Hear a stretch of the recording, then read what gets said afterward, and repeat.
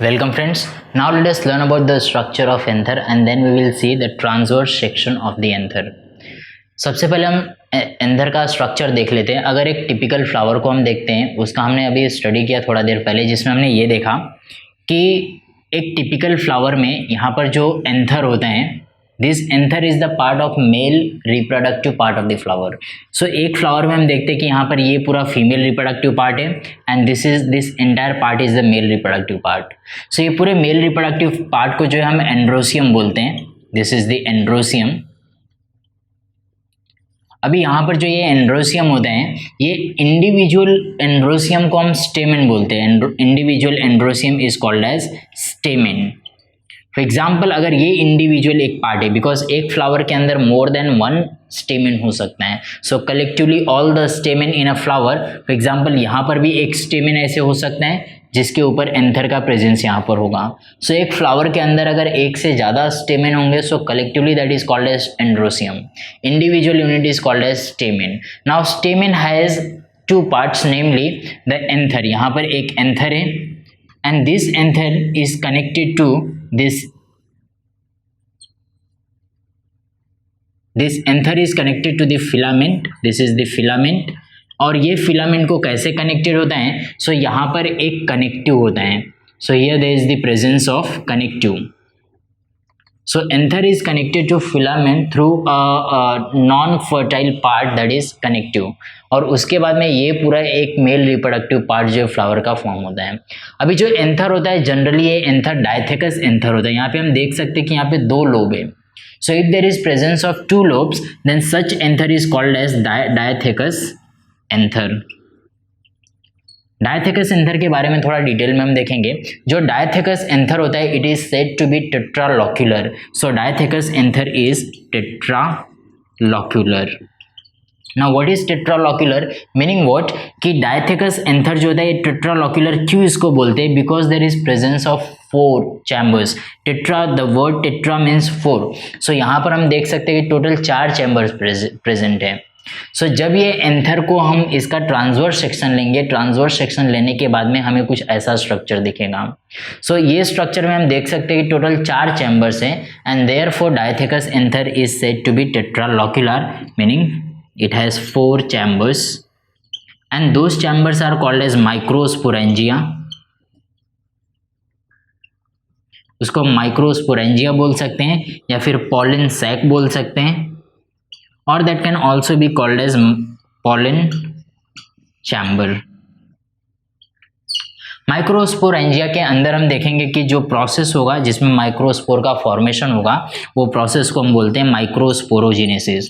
सो microsporogenesis जो process होता है, that process takes place inside the microsporangia, pollen sac और pollen chamber. So these are the chambers, 4 chambers, और ये chambers के अंदर ही जो है माइक्रोस्पोरोजेनेसिस का प्रोसेस होता है, जिसमें माइक्रोस्पोर का फॉर्मेशन होगा, आगे चल करके पॉलन ग्रेन का फॉर्मेशन होगा. अभी हम ट्रांसवर्स सेक्शन का स्टडी करते हैं कि जो टीएस है एंथर का, वो टीएस मतलब इंटरनली हम एंथर को देखने वाले कि इंटरनली एंथर कैसा दिखता है. सो अगर मैं एंथर का ट्रांसवर्स सेक्शन लेता हूं, so what we can find that anther has the wall. एक एंथर वॉल होता है. सो एंथर में एक एंथर वॉल होगा. Anther will have the anther wall, और ये जो एंथर वॉल होता है, generally this anther wall is made up of 4 layers. So this anther wall will have 4 layers.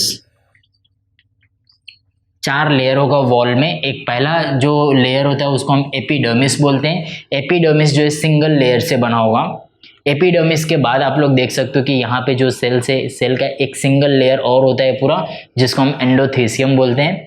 Endothecium के बाद में जो थर्ड लेयर होता है, उसमें 1 से 3 लेयर्स हो सकते हैं, जिसको हम मिडल लेयर बोलते हैं. और इसके बाद में लास्ट लेयर जो होता है वॉल का, दैट इज द टपेटम. और टपेटम के अंदर जो होता है, tapetum it encloses a pollen sac और पॉलन चैम्बर, जिसके अंदर जो है पॉलन ग्रेन प्रेजेंट होगा. अभी हम हर एक लेयर के बारे में थोड़ा सा डिटेल में देख लेते हैं. जो एपिडर्मिस होता है, इसके बारे में हम सबसे पहले देखते हैं कि एपिडर्मिस में कौन से टाइप के सेल्स होते हैं.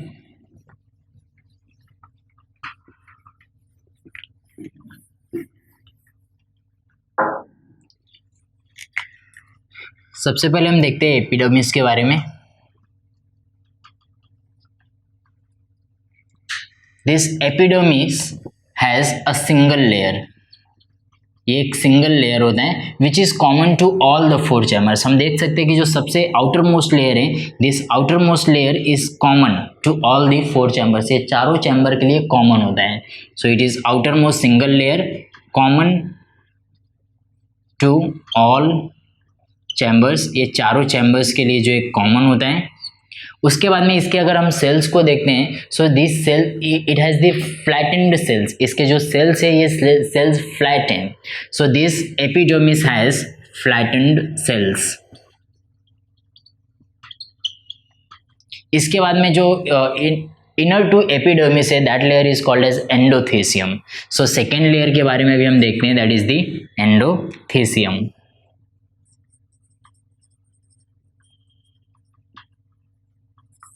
Now this endothecium is present internal to the epidermis, so it is internal to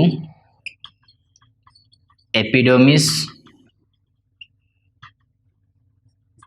Again this endothecium का जो layer है, this layer is again common to all the 4 chambers. So endothecium is common to all the 4 chambers, ये चारों chambers के लिए common होता है। अभी जो एंडोथेसियम का लेयर है which is internal to the epidermis, epidermis के बाद वाला ये लेयर होता है, ये लेयर का एक कैरेक्टरिस्टिक होता है एंडोथेसियम का, कि एंडोथेसियम के अंदर जो भी सेल्स होते हैं, ये सेल्स का एक कैरेक्टरिस्टिक ये होता है कि इसमें फाइबर्स की थिकनिंग होती है। So it has a characteristic of fibres thickening, और ये सेल्स के अंदर जो है ना कैलोस का प्रेजेंस भी होता है। This cells has the presence of callose. उसके बाद में जो एंडोथेसियम के सेल्स होते हैं, ये सेल्स यहाँ पर हम देख सकते हैं कि जो 2 चैम्बर के बीच में जो ग्रूव होता है, एक ईच लोब के अंदर, इसमें टोटल 2 लोब है और ईच लोब में 2 चैम्बर्स होते हैं, 2 चैम्बर्स हैं। 2 चैम्बर के बीच में जो ग्रूव होता है, वो ग्रूव के अंदर जो एंडोथेसियम के सेल्स होते हैं, वो सेल्स के की जो वॉल होती है वो वॉल थिन होती है, थिक नहीं होती है। बाकी जगह पे एंडोथेसियम सेल्स की वॉल थिक होती हैं, लेकिन 2 चैम्बर के बीच के ग्रूव के अंदर जो एंडोथेसियम के सेल्स होंगे उनकी वॉल थिन होती है। सो एंडोथेसियम सेल्स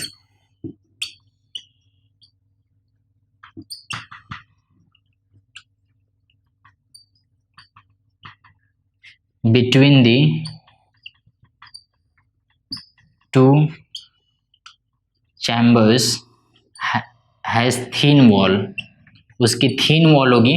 और थीन वॉल क्यों होती है? Because that represent the line of dehiscence. अभी लाइन ऑफ डेहिसेंस क्या होता है कि जैसे ही एंथर मैच्योर होगा, इसके अंदर पॉलन ग्रेन का डेवलपमेंट हो जाएगा माइक्रोस्पोरोजिनेसिस होने के बाद।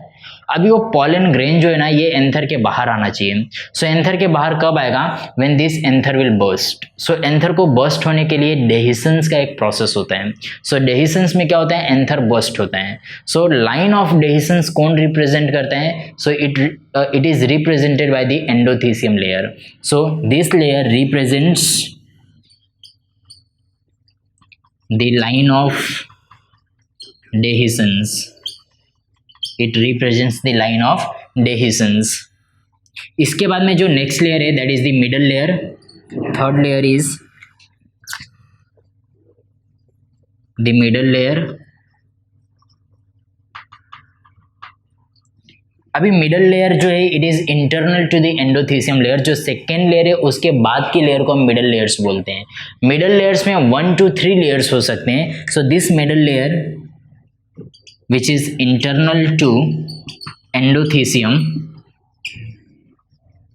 will have 1 to 3 layers of cells. Middle layers के अंदर जो सेल्स होते हैं उन सेल्स को हम पैरेनकाइमेटस सेल्स बोलते हैं। So middle layer will have the parenchyma cells. और ये जो पैरेनकाइमा सेल्स होते हैं, ये parenchyma cells after the maturity of the anther this parenchymatous cells will degenerate, उनका डीजनरेशन हो जाता है। सो ये पैरेनकाइमेटस सेल्स जो होते हैं दे विल डीजनरेट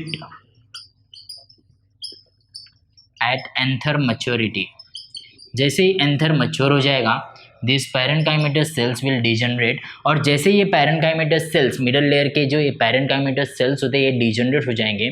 सो हम क्या देख सकते हैं कि यहाँ पर एक लोब के अंदर जो दो चैम्बर्स होते हैं, this two chambers will fuse to form a single chamber in each lobe. So ये लोब के दोनों चैम्बर जो है फ्यूज हो जाएंगे वंस द एंथर मैच्योर्स, और ये लोब में ये दोनों चैम्बर फ्यूज होकर के सिंगल चैम्बर फॉर्म करेंगे। So once the anther will mature, हर एक लोब में एक एक चैम्बर ही प्रेजेंट होगा। सो यहाँ पर एक एक चैम्बर का प्रेजेंस होने के लिए या फॉर्मेशन होने के लिए मिडल लेयर के जो पैरेन्काइमेटस सेल्स होते हैं, ये पैरेन्काइमेटस सेल्स जो है वो डीजनरेट होंगे, and after degeneration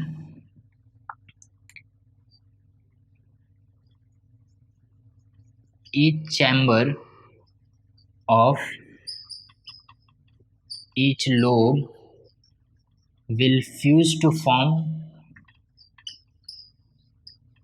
single chamber। वो दोनों जो एक लोब के अंदर जो दो चैम्बर्स होते हैं वो फ्यूज होंगे and they will fuse to form the single chamber. वहाँ पे सिंगल चैम्बर का जो है फॉर्मेशन हो जाएगा। इसके बाद में जो लास्ट लेयर है एंथर वॉल की, वो है टपेटम। सो अभी टपेटम के बारे में थोड़ा सा हम देख लेते हैं कि टपेटम क्या होता है।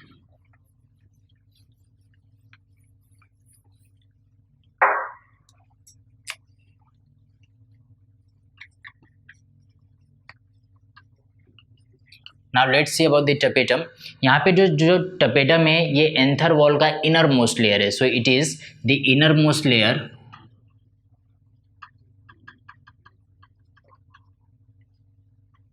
Anther wall.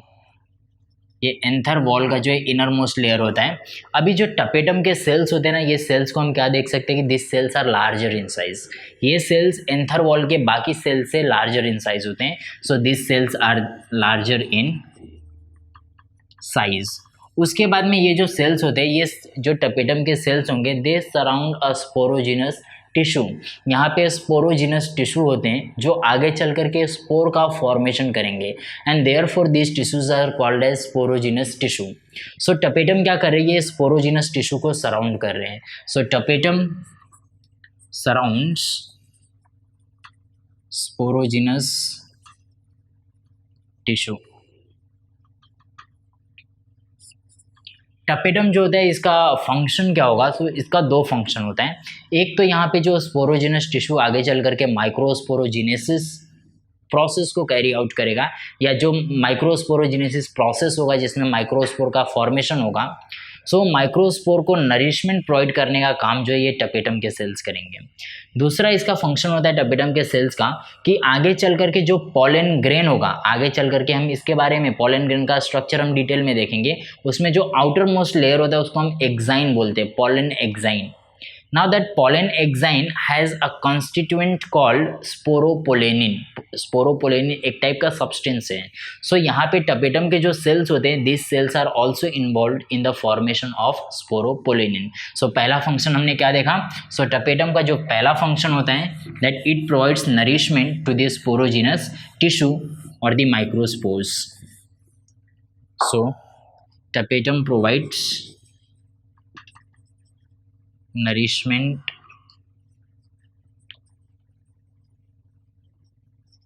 To microspores. वो माइक्रोस्पोर्स को जो है नरिशमेंट प्रोवाइड करेगा। और दूसरा हमने फंक्शन क्या देखा कि it is involve in formation of sporopollenin. और स्पोरोपोलेनिन क्या होता है, so sporopollenin is the constituent of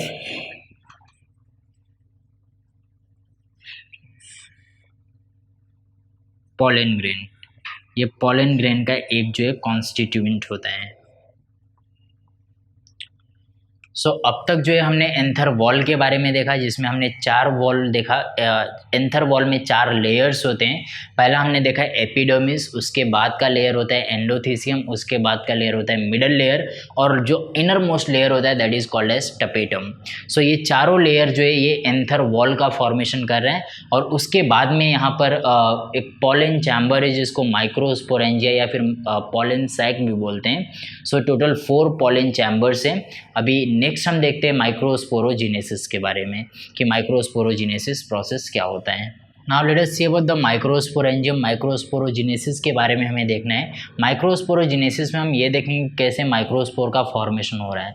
but before learning about the microsporogenesis process, let us see where the microsporogenesis process will take place. So microsporogenesis that is formation of microspores, it occurs in the pollen sac, जिसको हम microsporangium भी बोलते हैं। So microsporangium is also called as pollen sac और pollen chamber. अभी इसका अगर हम स्ट्रक्चर देखते हैं, सो इसमें जो है टपेटम जो है ये पूरे स्ट्रक्चर को या माइक्रोस्पोरेंजियम को या बोल सकते हैं पॉलन सैक को सराउंड कर रहे हैं। जो एंथर वॉल का इनर मोस्ट लेयर है tapetum, it surrounds the microsporangium, और उसके अंदर माइक्रोस्पोरेंजियम के अंदर जो स्पोरोजिनस टिश्यू होगा। So this microsporangium it has the sporogenous tissue, और ये जो स्पोरोजिनस टिश्यू होता है, ये स्पोरोजिनस टिश्यू के जो सेल्स होते हैं, दो सेल्स आर दी डिप्लॉइड, वो डिप्लॉइड सेल्स होते हैं। अभी डिप्लॉइड सेल्स के बारे में हमें पता है कि जो डिप्लॉइड सेल्स होते हैं, जो स्पोरोजिनस टिश्यू के सेल्स डिप्लॉइड होंगे, उनके अंदर जो सेट्स ऑफ क्रोमोसोम होगा वो दो सेट्स ऑफ क्रोमोसोम का प्रेजेंस होता है, and therefore this cells are diploid. अब ये जो सेल्स होते हैं, दिस सेल्स को कैन अंडरगो माइटोसिस और मियोसिस, दो सेल डिवीजन के प्रोसेस से डिवाइड हो सकते हैं। एक तो ये माइटोसिस के थ्रू डिवाइड होंगे तो इनका नंबर ही इंक्रीज होगा, और दूसरा they can also divide through meiosis process. So जब मियोसिस प्रोसेस से ये डिवाइड होंगे, so they will form the 4 haploid microspores. So ये जो स्पोरोजिनस टिश्यू के सेल्स होते हैं, ये एक तो माइटोसिस से डिवाइड होकर के ये स्पोरोजिनस टिश्यू के सेल्स ही फॉर्म करेंगे, और they can directly function as microspore mother cell. अगर वो डायरेक्टली माइक्रोस्पोर मदर सेल की तरह फंक्शन करेंगे, माइक्रोस्पोर मदर सेल जिसको हम MMC भी बोल सकते हैं, अगर ये डायरेक्टली माइक्रोस्पोर मदर सेल की तरह फंक्शन करेंगे, so they will undergo a process called meiosis, और मियोसिस प्रोसेस के अंदर जाएंगे। So as we have learn about the meiosis that if a cell undergoes meiosis process, it will produce 4 haploid daughter cells. So यहाँ पे भी हमें microspores मिलेंगे और इनका नंबर जो है 4 होगा, and they will be haploid in nature. Haploid in nature का मतलब क्या कि they will have only single set of chromosome. So once the microspore mother cell will undergo meiosis, there will be formation of microspore, 4 microspores which will be haploid. Now the formation of microspores by the process of meiosis of the microspore mother cell is called as microsporogenesis. So जब microspore का synthesis हो रहा है, इसका microspore का जब formation हो रहा है from the microspore mother cell, ये प्रोसेस को जो है हम माइक्रोस्पोरोजेनेसिस बोलते हैं। This process is called as microsporogenesis. ये पूरे प्रोसेस को ही हम माइक्रोस्पोरोजेनेसिस बोलते हैं, जहाँ पे माइक्रोस्पोर का फॉर्मेशन हो रहा है। अभी इसके बाद हमें ये देखना है कि माइक्रोस्पोरोजेनेसिस प्रोसेस होता कैसे है। सो अभी इसके बाद में हम पूरे माइक्रोस्पोरोजेनेसिस प्रोसेस के बारे में देखेंगे। अब तक हमने टीएस ऑफ एंथर देखा है इन डिटेल। आप लोगों को एग्जाम में जो है टीएस ऑफ एंथर का डायग्राम पूछ सकते हैं, या फिर इस टीएस ऑफ एंथर को एक्सप्लेन करने पूछ सकते हैं। अगर आपको एक्सप्लेनेशन पूछा है तो आप लोगों को डायग्राम ड्रॉ करना होगा। एटलीस्ट इसमें एक तो भी चैम्बर को कंप्लीट ड्रॉ कीजिए, और बाकी अगर आपने ऐसे डायग्राम ड्रॉ किया तो भी चलेगा। यहाँ पे 2 लेयर्स दिखाइए और बाकी चारों चैम्बर दिखाइए, और एक चैम्बर को कंप्लीट ड्रॉ कीजिए। उसके बाद में epidermis, endothecium, middle layers, tapetum के बारे में डिटेल में एक्सप्लेन कीजिए, and then you have to explain about the microsporangium. That's all about the structure of anther. Now let's see the structure of pollen grain. Pollen grain का presence कहाँ पर होगा, इसका डेवलपमेंट कहाँ पर होता है। हमने टीएस ऑफ एंथर देखा, जिसमें हमने माइक्रोस्पोर या फिर पॉलन सैक या पॉलन चैम्बर के बारे में हमने देखा। उसमें हमने ये देखा कि डायथेकस एंथर होगा तो 4 पॉलन चैम्बर्स होंगे, उसमें 4 पॉलन चैम्बर्स होते हैं। पॉलन चैम्बर्स के अंदर माइक्रोस्पोरोजेनेसिस का प्रोसेस होगा। वहाँ पे स्पोरोजिनस जो टिश्यू होते हैं, वो स्पोरोजिनस टिश्यू के जो सेल्स हमने देखे कि वो डायरेक्टली माइक्रोस्पोर मदर सेल की तरह फंक्शन करेंगे, and they will give rise to microspores, haploid microspores. So वही जो हैप्लॉइड माइक्रोस्पोर्स होते हैं उसका हम स्ट्रक्चर यहाँ पर देख रहे हैं। सो जो हैप्लॉइड माइक्रोस्पोर होता है, इसका नेचर ये होता है कि ये एक तो यूनिसेलुलर स्ट्रक्चर होता है, it is of the single cell. उसके अंदर ये यूनिन्यूक्लिएट होगा, it is uninucleated structure because इसके अंदर सिर्फ सिंगल न्यूक्लियस का प्रेजेंस होता है।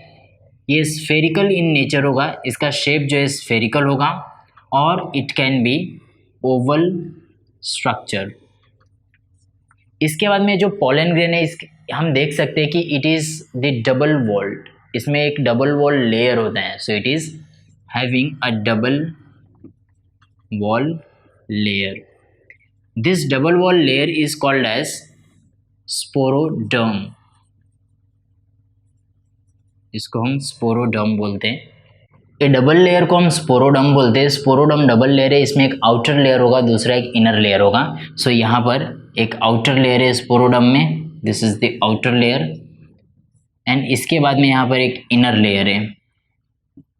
ये दोनों को हम एक साथ में क्या बोलते हैं, together these are called as sporoderm. उसके बाद में इसके अंदर साइटोप्लाज्म होगा जिसके अंदर न्यूक्लियस सस्पेंडेड होगा।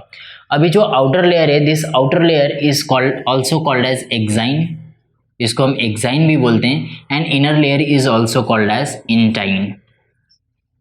इसका जो आउटर लेयर होता है exine, which is the outer layer, ये एक्साइन काफ़ी टफ होता है एंड रेजिस्टेंट होता है। So it is tough and resistant. अभी टफ और रेजिस्टेंट क्यों होना है, बिकॉज पॉलन ग्रेन जो है इसका आउटर लेयर टफ और रेजिस्टेंट इसलिए होता है क्योंकि इसका बायोलॉजिकल और केमिकल डिकम्पोजिशन नहीं होना चाहिए। ये पॉलन ग्रेन जो है एक मेल गैमेटोफाइट है जो कि फ्लावर के एंथर से जो स्टिग्मा के ऊपर जाना है।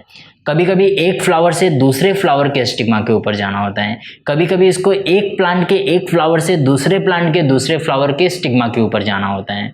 So during the process of pollination, जब ये पॉलन ग्रेन एक फ्लावर से दूसरे फ्लावर के ऊपर जा रहा है, सो वहाँ पे इसका केमिकल जब प्रोसेस हो रहा है पॉलिनेशन का, तो ये किसी एजेंट के थ्रू जाएगा। हम आगे चल करके पॉलिनेटिंग एजेंट्स के बारे में देखेंगे।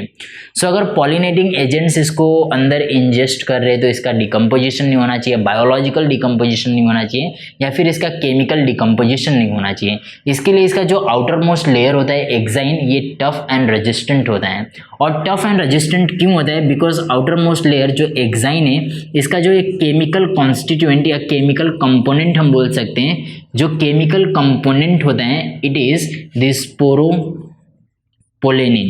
हमने इसके पहले जब टीएस ऑफ स्ट्रक्चर पढ़ा था तो उसमें हमने ये देखा था कि जो टपेटम के सेल्स होते हैं they form the component of the exine called sporopollenin. So sporopollenin का प्रेजेंस होने की वजह से this outer most layer becomes tough and resistant.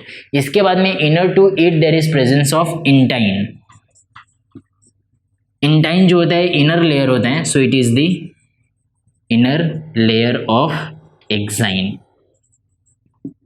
अभी दोनों जो आउटर मोस्ट लेयर होता है, ये आउटर मोस्ट लेयर को हम देख सकते हैं कि बीच बीच में जो है यहाँ पर बीच में एक पोर का प्रेजेंस हो सकता है। ऐसे अगर सिंगल पोर प्रेजेंट होगा तो इसको हम यूनिपोरेट पॉलन ग्रेन बोलेंगे। अगर एक से ज़्यादा पोर का प्रेजेंस होगा, फॉर एग्जाम्पल अगर 3 पोर्स प्रेजेंट है इसमें, सो इसको हम ट्राइपोरेट बोलेंगे। So on the basis of presence of the pores in a pollen grain, the pollen grains can be classified into 2 types. One will be uniporate and the other is triporate. Uniporate pollen grain किसके case में होगा, तो जितने भी monocots plant होते हैं, monocot plant के case में जो पॉलन ग्रेन का फॉर्मेशन होगा that pollen grain will be uniporate. और ट्राइपोरेट पॉलन ग्रेन का सिंथेसिस या फॉर्मेशन कहाँ पर होगा, सो जितने भी डाइकॉट प्लांट्स होते हैं, डाइकॉट्स के केस में जो है ट्राइपोरेट पॉलन ग्रेन का फॉर्मेशन होगा। इसके बाद में जो इंटाइन होते हैं, intine is inner layer of the inner layer to the exine. Exine को ये एक्साइन के बाद वाला ये लेयर होता है, एंड दिस इंटाइन और the inner layer it encloses the protoplasm. ये प्रोटोप्लाज्म को जो है एनक्लोज करेगा, in which there will be presence of the haploid. यहाँ पर देख सकते हैं कि यहाँ पर एक न्यूक्लियस का प्रेजेंस है, a haploid nucleus. तो there is presence of haploid nucleus in the protoplasm. So this is the structure of the pollen grain जिसको हम माइक्रोस्पोर भी बोलते हैं।